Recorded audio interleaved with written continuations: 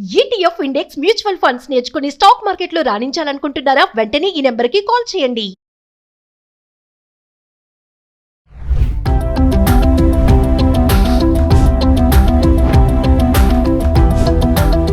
Hi hello నమస్తే, welcome back to Suman TV.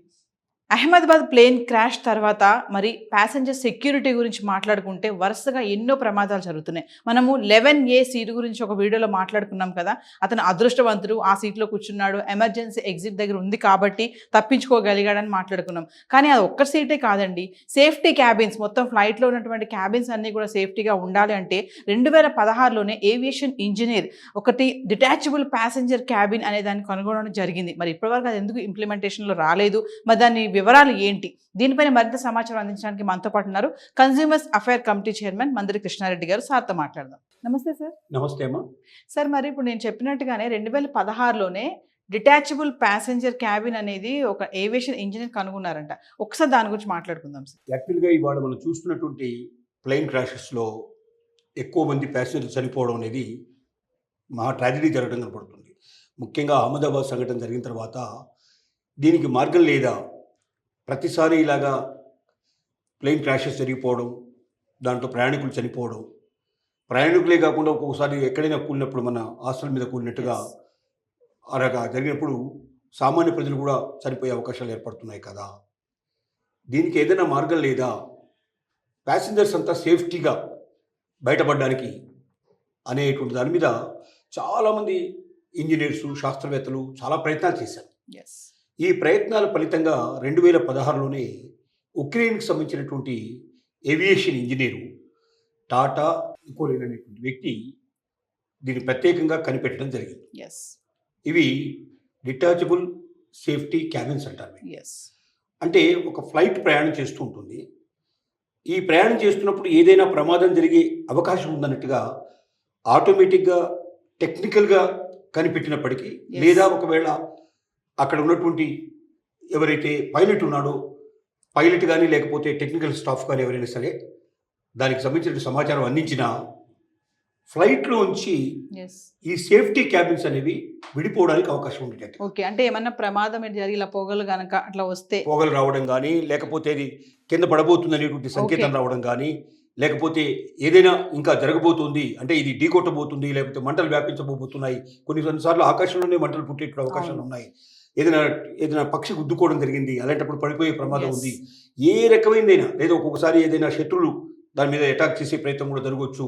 ఇలాంటివి ఏ రకమైన ప్రమాదం జరిగినా కూడా ప్యాసింజర్స్ మాత్రం ఏ రకమైన ఎఫెక్ట్ కాకుండా సేఫ్టీగా ల్యాండ్ అయ్యేటువంటి విధానాన్ని మనం సేఫ్టీ క్యాబిన్ మెథడాలజీ అన్నాం, డిటాచబుల్ సేఫ్టీ క్యాబిన్స్ అంటున్నాం. అంటే ఈ క్యాబిన్ ఏం చేస్తారంటే, ఇదంతా క్యాబిన్ అంటే దీని లోపల ఇది సేఫ్టీ క్యాబిన్స్ ఏవైతే ఉన్నాయో ప్యాసింజర్స్ ఉండేటువంటి భాగం ఇదంతా కూడా. ఇది ఇంజన్ పార్ట్కి సంబంధించిన. ఈ ఇంజన్ పార్ట్ వెనక వైపున ఇది డిటాచబుల్ క్యాబిన్, ఇది సపరేట్ అయిపోతుంది. అంటే సంకేతం రాగానే ఇది సపరేట్ అయిపోతుంది. ఈ సంకేతం ఆటోమేటిక్గా జరగవచ్చు, లేక పైలట్ సహకారంతో జరగచ్చు, ఎవరైనా టెక్నికల్ స్టాఫ్ సహకారంతో జరగచ్చు, లేదా కింద ఉండేటువంటి ఎవరైనా దానికి సంబంధించిన ఎయిర్ ట్రాఫిక్ సంబంధించిన కంట్రోల్ వాళ్ళు కూడా ఎవరైనా ఇచ్చిన ఏ సంకేతాన్ని తీసుకొని ఇక ప్రమాదం జరగబోతోంది, సేఫ్టీగా ప్రయాణికులు దిగగలిగే అవకాశం లేదు కాబట్టి ఈ భాగాన్ని సపరేట్ చేస్తే తప్ప వాళ్ళు మనకు ప్రాణాలతో బయటపడరు అని నిర్ణయానికి వచ్చినప్పుడు ఆ సిగ్నల్ రాగానే వెంటనే ఆటోమేటిక్గా ఈ భాగం విడిపోతుంది. ఇది విడిపోయిన తర్వాత మరి ఇందులో ఉన్న వాళ్ళు ఎట్లా కిందికి దిగుతారు, ఇది మరి దానికి ఇంజన్ లేదు, ఇప్పుడు దానికి సురక్షితంగా ఎట్లా జరుగుతుందని చాలా మంది డౌట్ పడవచ్చు. దీనికి ప్రత్యేకంగా ఏమిటంటే, మనం ఈ భాగం మనం పరిశీలిస్తే దీంట్ లోపల మనకు ఇక్కడ కనబడుతున్నాయి. ఇవి 2 పారాచూట్స్, అంటే 2 కావచ్చు, ఇంకా ఎక్కువ కూడా పారాచూట్స్ ఉండొచ్చు. ఇవి పై భాగం లోపలికి వచ్చేటట్టుగా ఈ పారాచూట్స్ ఉంటాయి. ఈ పారాచూట్స్ ఏం చేస్తాయంటే ఒకేసారి కింద పడిపోనివ్వకుండా దాన్ని మెల్లమెల్లగా దింపడానికి పారాచూట్స్ తీసుకొస్తుంది, మెల్ల కిందకి. ఈ పారాచూట్స్ మెల్లగా కిందకు వస్తూ ఉంటాయి. ఈ కిందకు వచ్చినప్పుడు మరి కింద పడితే కింద ఒక్కోసారి గుద్దుకునే ప్రమాదం ఉంది కాబట్టి వీటికి షాక్ అబ్జర్వర్స్ పెడతారు కింద. అంటే షాక్ అబ్జర్వర్స్ వల్ల ఏమవుతుందంటే ఒకవేళ భూమి మీద గుద్దుకున్నా కూడా, ఇప్పుడు మనకు మామూలుగా కార్లలో కానీ, మనకు బస్సుల్లో కానీ, మిగతా వాటిలో షాక్ అబ్జర్వర్స్ ఉంటాయి. ఏదైనా గుంటలో పడ్డా కూడా మనకి ఏం ప్రమాదం జరగకుండా ఒకటేసారి ఇలాగా లేచి పడిపోతుంది. అంటే అట్లాంటి షాక్ అబ్జర్వర్స్ ఉండడం వల్ల సేఫ్గా కింద ల్యాండ్ అయ్యే అవకాశం ఉంది. ఒకవేళ నీళ్లలో పడితే ఎలాగంటే నీళ్ళలో పడితే కూడా ఇక కింద కనబడుతుంది చూడండి. ఈ భాగం అంటే నీళ్ళలో తేలిపోయేటట్టుగా Yes. నీళ్ళలో తేలిపోయేటట్టుగా కూడా ఇలా ప్రత్యేకంగా దీనికోసం ఏర్పాటు చేస్తారు. ఓకే. అంటే సముద్రంలో ఇట్లా ఏదైనా పడినా కూడా నీళ్ళలో పడ్డా కూడా ఇబ్బంది లేకుండా సేఫ్ గా ఉంటుంది. ఏది ఏమైనప్పటికీ ప్రయాణికులకు మాత్రం ఏ రకమైన ఇబ్బంది ఇబ్బంది జరగకుండా లేదు, ప్రమాదం సేఫ్ జరగకుండా గా మొత్తం అందరూ కూడా కింద ల్యాండ్ అయ్యేటువంటి పద్ధతినే మనం detachable safety safety cabins cabins. అంటున్నాం. ఎస్. ఇది మనకు ఇప్పుడు ట్రైన్లలో కూడా జరిగేటువంటి చాలా యాక్సిడెంట్లలో మీరు చూపిస్తుంటారు. ఒక్కోసారి ఏమవుతుందంటే ట్రైన్లో లోకో పైలట్ ఉంటాడు, అంటే మన డ్రైవర్ని లోకో పైలట్ అంటాం. ఈ లోకో పైలట్ కూర్చొని ప్రయాణం చేస్తున్న ఒక్కోసారి వాడి గుండె నొప్పి వచ్చి హార్ట్ అటాక్ వచ్చేసి చనిపోయే అవకాశాలు ఉన్నాయి. కో పైలట్ ఉండకపోవచ్చు, అప్పుడు ఎవరు ఇంకా చూసుకోవడానికి అవకాశం ఉండకపోవచ్చు. లేదా ఒక్కొక్కసారి శత్రువులు ఏం చేస్తుంటారంటే ఎవరైనా వేరే వాళ్ళు అటాక్ చేసి ఎస్. వీళ్ళని ప్రాణం తీసే అవకాశం ఉన్నాయి. ఇట్లా ఏదైనా జరిగినప్పుడు మరి ఆ ట్రైన్ ఎట్లా అది కంట్రోల్లోకి రావాలి? కంట్రోల్లోకి రావాలంటే ఎక్కడి నుంచో దాని బటన్ నొక్కితే కంట్రోల్ రాదు. ఎస్. అలాంటప్పుడు ఏం చేస్తారంటే ఈ ఇంజిన్ని తర్వాత వెనుక ఉండే బోగిల్ని సపరేట్ చేస్తారు. సపరేట్ చేసినప్పుడు ఏదో డిటాచ్ అయిపోతుంది. డిటాచ్ అయిపోయినప్పుడు ఏమవుతుందంటే మెల్లమెల్లగా ఈ బోగిలన్నీ కూడా స్పీడ్ తగ్గుకుంటూ వచ్చేస్తాయి. అది సేఫ్గా ల్యాండ్ అయిపోతారు. అలాంటి పరిస్థితి ఏర్పడుతుంది. అట్లాగే దీనిలో కూడా ఇక్కడ మనం ఇది తీసుకున్నట్టయితే ఇది ఇంజిన్ పార్ట్ అయిపోయింది, ఇది క్యాబిన్ పార్ట్. ఈ క్యాబిన్ పార్ట్ లోపల దీంట్లో ఉండేటువంటి అంటే ఇది ప్యాసింజర్స్ ఉండేటువంటి క్యాబిన్ కాబట్టి safety land detachable safety cabins అంటున్నారు. దీన్ని సపరేట్ చేయగలిగితే మరి చేయడానికి ఏ అభ్యంతరం ఉంటే దీనికి చాలా కాస్ట్తో కూడుకున్న పని. ఇది మొత్తం ప్యాసింజర్ని సేఫ్గా ఉంచాలా, లేకపోతే ఒక పార్ట్ మాత్రమే ఉంచాలా, అంటే అందరూ అందులోకి వెళ్ళిపోయి అక్కడ సేఫ్టీ తీసుకోవడానికి పాజిబిలిటీ ఉంచాలా, కాస్ట్ ఎఫెక్ట్ ఎంత దీనికి? మరి కోట్ల రూపాయలు ఖర్చు అయ్యేటట్టయితే ఇప్పటికే విమాన ప్రయాణం బాగా భారంగా ఉంది, ఇంకా ఇవన్నీ చేర్చినట్టయితే ఇంకా భారంగా ఉండే అవకాశాలు ఉంటాయి. కాబట్టి దీన్ని ఇప్పుడు ప్రజెంట్గా ఏం చేస్తున్నారంటే కొంతమందికి పరిమితంగా, అంటే ఏ ప్రెసిడెంట్స్ లాంటి వాళ్ళు లేకపోతే పెద్ద వాళ్ళు ప్రయాణం చేసేటువంటి వాటిలో వివిఐపీలు ఉండే ప్రయాణం చేసే వాటిలో ఈ మెథడాలజీ తీసుకురావడానికి ప్రయత్నాలు జరుగుతున్నాయి. ఫస్ట్ ప్రయత్నం అది జరిగిన తర్వాత నెక్స్ట్ ప్రయత్నం ప్రయాణికులు కూడా దగ్గరగా వచ్చేట్టుగా చేయాలనుకుంటున్నారు.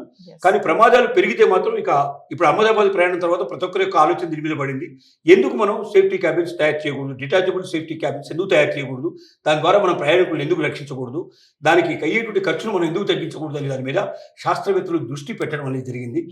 ఇది ఈ మనమనే సంఘటన జరిగింది కాబట్టి ఇక త్వరలోనే బహుశా దీన్ని ప్రపంచవ్యాప్తంగా దీని గురించి ఆలోచనలు బాగా జరిగే అవకాశాలు ఉన్నాయి. కొన్ని దేశాలు కలిపి సంయుక్తంగా ఇలాంటి వాటిని తయారు చేయడం ప్రయత్నం మొదలు పెడతారు. ఆ తర్వాత మెల్లమెల్లగా అది వాడుకలోకి వచ్చిన తర్వాత దాని ఖర్చు కూడా తగ్గడానికి అవకాశం. ఎందుకంటే ఎక్కువ తయారు చేసినప్పుడు తక్కువ ఖర్చు అవుతుంది, 1-2 మాత్రమే తయారు చేసినప్పుడు ఖర్చు ఎక్కువ అవుతుంది. దాన్ని తగ్గించడానికి ప్రయత్నం చేస్తారు. ఏది ఏమైనప్పటికీ ప్రతి క్షణం ప్రపంచంలో ఉండే సైంటిస్టులు కానీ ఏవియేషన్ ఇంజనీర్స్ కానీ ఇతర రకరాల దానికి సంబంధించిన వ్యక్తులు సేఫ్టీగా ఏ రకంగా ప్రయాణికులు మనం తీసుకెళ్ళాలి అనేటువంటి ఆలోచన చేస్తారు. దానికి తగ్గట్టుగా మొత్తం మార్పులు చేర్పులు జరుగుతూ ఉంటాయి. ఆ మార్పుల్లో భాగంగా 2016లోనే కనిపెట్టినప్పటికీ ఇప్పటిదాకా ఇంకా 9 సంవత్సరాలు ఎందుకు ఇది ముందుకు రాలేకపోయిందంటే ఖర్చు చాలా ఎక్కువ అవుతుంది. ఇంత ఖర్చును భరించి తీసుకురావడం సాధ్యం అవుతుందా లేదనే దానికోసమే వెయిట్ చేయడం జరిగింది. కానీ ఇక నుంచి మాత్రం తప్పనిసరిగా ఒడివడిగా అడుగులు పడతాయి. త్వరలోనే దీని నుంచి బయటికి రావడానికి ఒక అవకాశం ఏర్పడుతుందని మనం ఎక్స్ప్లెయిన్ చేస్తాం. ఎందుకంటే సార్ ఇది చూడండి, మీరు ఖర్చు అన్నారు కదా, అంటే ఏదైతే డిటాచబుల్ ప్యాసింజర్ క్యాబిన్ ఉందో పారాషూట్ దాని కింద తీసుకొస్తుంది. పారాషూట్ అంటే ఒక మనుషులు మాత్రం ఇప్పుడు పారాషూట్ ఉపయోగిస్తున్నారు. ఇంత బరువు ఉన్నటువంటి మొత్తం టోటల్ విమానాన్ని ఒక పారాషూట్ అంత బరువుని అవి మెల్లగా తీసుకురావాలి, కింది తీసుకురావాలి. అంటే ఆ పారాషూట్ కూడా ఎంత పెద్దదై ఉండాలి, దానిలో ఎంత దాని బరువును మోయగలిగే కెపాసిటీ ఉండాలి. అలాంటివి తయారు చేయడం సాధ్యం అవుతుందా? ఊహాజనితమైన విషయాలు ఇవి, అంటే ఊహకు మాత్రమే పరిమితమైనటువంటివి. వీటిని నిజంగా రియాలిటీలోకి తీసుకురావాలి. ఇలా చేస్తే ఇది సాధ్యమని ఆయన చెప్పాడు. కానీ ఇలా చేసి చూపించడానికి అయ్యే ఖర్చు ఎంత, దాని వ్యవహారం ఏంటి, దానికి భరించగలుగుతావా లేదా అది అనేది మొత్తం దాని మీద వర్కౌట్ చేస్తున్నారు. కానీ ఇప్పటి నుంచి మాత్రం దీని మీద ధ్యాస ఎక్కువ పెడతారు.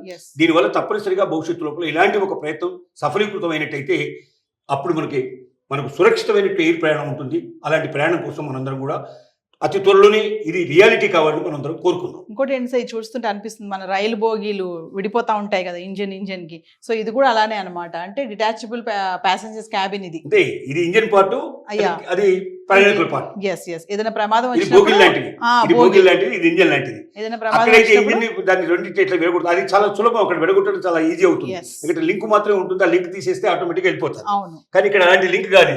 ఇది గాలిలో చక్కర్లు కొడుతుంది, గాలిలో నుంచి ప్రయాణం చేస్తుంది, గాలిలోంచి సేఫ్ గా భూమి మీద చేరాలి. అంటే దీని అంత బరువును మోసుకుంటూ కిందికి వచ్చి ఎక్కువ బరువు కింద ఒకేసారి కింద పడకుండా మెల్లమెల్లగా దించుకుంటూ దించుకుంటూ. దించినట్టయితే సేఫ్గా ఉండే అవకాశాలు ఉంటాయి. ఎస్, అదే ఒకవేళ వాటర్ లో పడితే దానికి కూడా ఇది సేఫ్టీ. ఇబ్బంది లేకుండా అది అది తేలుతుంది ప్రయాణం అన్నమాట. తేలిపోయేటట్టుగా ఉండేట్టుగా అది మాత్రం అది పెద్ద కష్టమైన విషయం కాదు. Okay. దాని కింద అడుగున అలాంటి పదార్థాలు పెట్టినట్టయితే ఆటోమేటిక్గా చెక్కలు కానీ లేకపోతే ఇంకో రకంగా దాంతో అంటే తేలిపోయేటువంటి ఉండేటువంటి దాన్ని తయారు చేయగలుగుతారు. Yes. పెద్ద విషయమే కాదు. Yeah. విషయం ఎక్కడ వచ్చిందంటే ఇది అన్నిటికన్నా ముఖ్యమైనటువంటి ముఖ్యమైనది. ఇది Yes, ఈ పారాచూట్లు సేఫ్టీగా కిందికి దించగలగాలి. అది నీళ్లలో కానీ లేకపోతే భూమి మీద కానీ భూమి మీద గానీ. సేఫ్గా దించగలగాలి. Yes. ఆ దించగలిగే దానికి అయ్యేటువంటి ఖర్చును మనం భరించడం సాధ్యమవుతుందా, అది అసలు అలాంటి పారాచూట్లు సాధ్యం అవుతాయా, Yes. ఇప్పుడు ఇవన్నీ ప్రశ్నలు. Yes. ఈ ప్రశ్నలకు సమాధానం కూడా తొందరలోనే ప్రపంచం మనకి ఇస్తుందని మనం భావించాలి. ఏదేమైనా సార్ మొన్న మనం మాట్లాడుకున్నాం కదా 11A సీట్ అదృష్టం అనేసి.